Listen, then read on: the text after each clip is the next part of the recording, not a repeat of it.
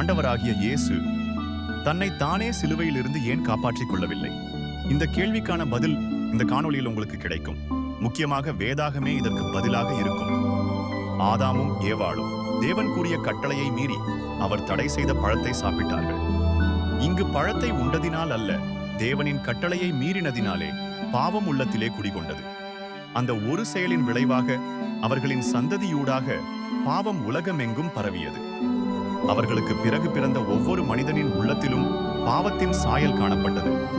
மக்கள் விபசாரம், வேசித்தனம், அசுத்தம், காமவிகாரம், விக்கிரகாராதனை, பில்லிசூனியம், பகைகள், விரோதங்கள், வெறிகள், கொலைகள், பொறாமைகள் மற்றும் இன்னும் பல பாவங்களில் ஈடுபட்டார்கள்.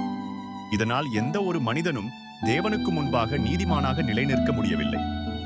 வேதாகமம் சொல்கிறது, பாவத்தின் சம்பளம் மரணம்.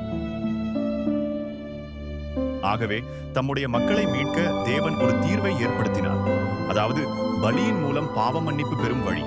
பழைய ஏற்பாட்டில் மக்கள் தங்கள் பாவங்களுக்கு பலி செலுத்தினார்கள். ஆடுகள், மாடுகள் போன்றவற்றை மாசற்றவையாக அர்ப்பணித்தார்கள். ஆனால் ஒவ்வொரு மனிதரும் தனித்தனியாக பலி செலுத்த வேண்டியது கடினமானதும் பூரணமற்றதுமானதாக இருந்தது. ஏனெனில் மனிதனில் பாவம் பிறக்கும் போதே இருந்ததால் அவன் மீண்டும் மீண்டும் பாவம் செய்து வந்தான்.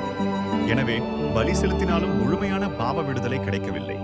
இந்த சூழ்நிலையில் பிதாவான தேவன் தம்முடைய பரிசுத்தமான மாசற்ற ஒரே குமாரனை நம்முடைய பாவங்களுக்கு நித்திய பலியாக தந்தருளினார். வேதாகமம் சொல்கிறது, இரத்தம் சிந்துதல் இல்லாமல் மன்னிப்பு உண்டாகாது. எபிரேயர் 9:22. ஆகவே ஆண்டவராகிய இயேசு தம்மை சிலுவையிலிருந்து காப்பாற்றிக் கொள்ளாமல் தம்மையே நமக்காக பூரண பலியாக தந்தார். மேலும் இதுவே பிதாவின் சித்தமாகவும் இருந்தது. இதன் மூலம் நாம் அவரை விசுவாசிக்கும் போது பாவத்திலிருந்து முழுமையான விடுதலை பெற்று நித்திய ஜீவனை பெறும் வழி திறக்கப்பட்டது. கர்த்தராகிய இயேசுவை நீ உன் வாயினாலே அறிக்கையிட்டு தேவன் அவரை மரித்தோரிலிருந்து எழுப்பினார் என்று உன் இருதயத்திலே விசுவாசித்தால் நீ இரட்சிக்கப்படுவாய்.